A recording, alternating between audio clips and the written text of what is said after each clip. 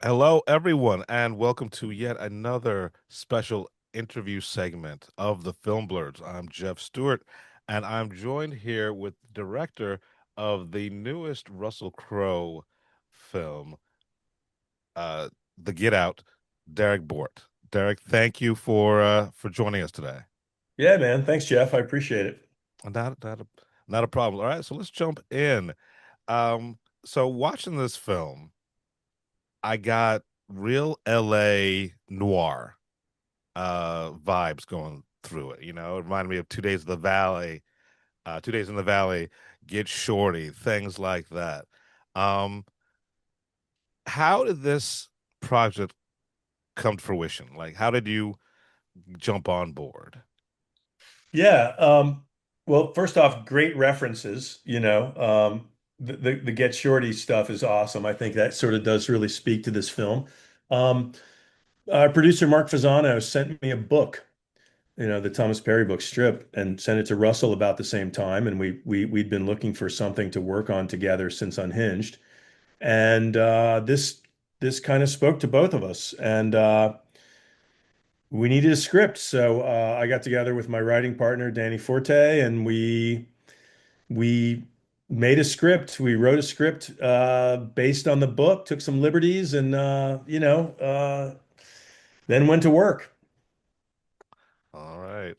Um, so I'm really enjoying this next career phase of Russell Crowe, right? Like where he's having uh it seems like he's having more fun with the projects he's choosing.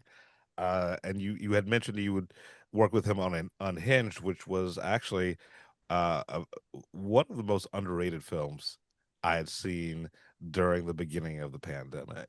Um, uh, Thank you. so how is it working with the new Russell Crowe as opposed to we've all heard the stories of the difficult actor uh from the late 90s and early 2000s.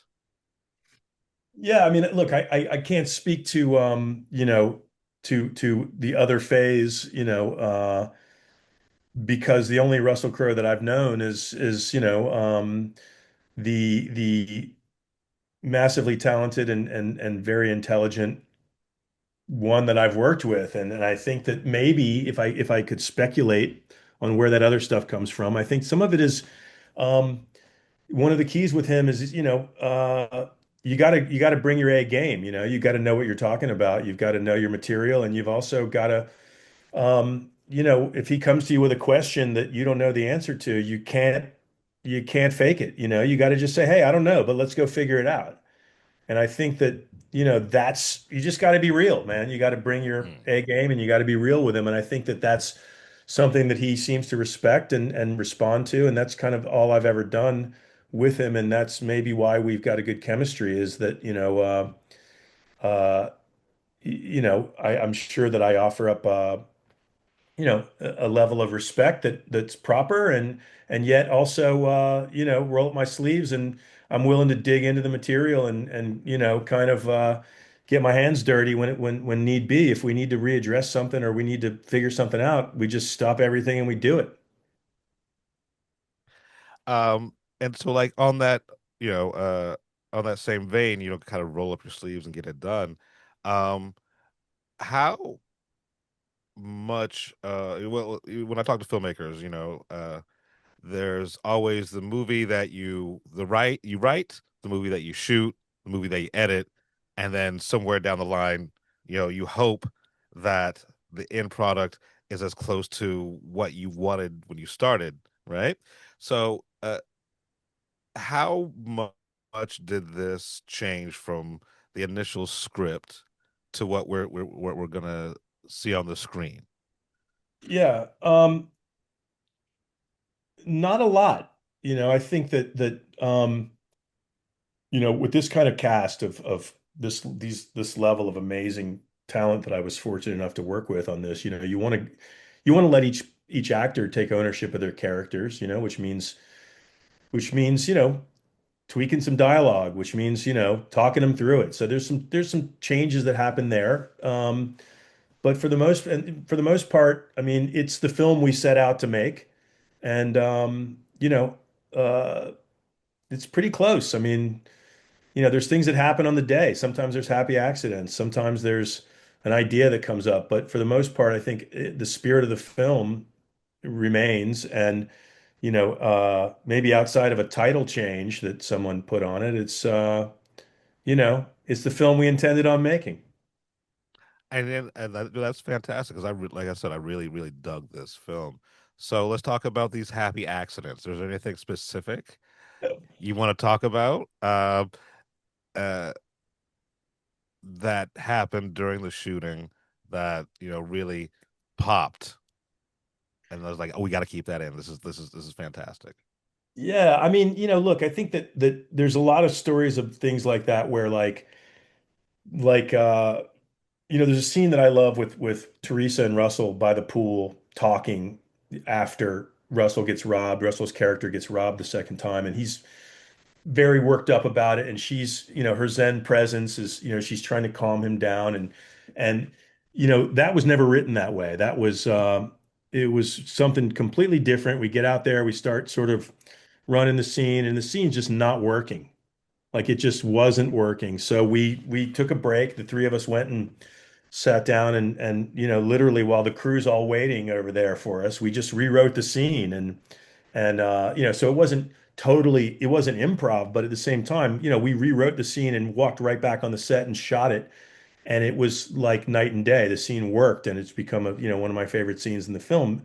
And maybe it's because of knowing sort of what happened and how we ended up there. But that was one example of something that until literally 5 minutes before we shot it, that scene was not didn't exist in that way. So, I think it was about the subtext of the scene and just trying to figure out, this character moment between these two people, um and we went with it, and it worked. And sometimes those kind of things happen.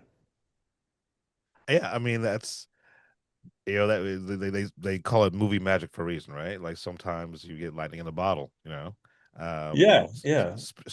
spiritual alchemy, you know. Absolutely. And I think when you have the kind of you put a team together like we did, these actors are I mean, what a list of actors we have in this film, and what a privilege for me to bring them together and sort of set them off on their paths and watch them collide on camera was just really I mean, you couldn't ask for a better experience as a director.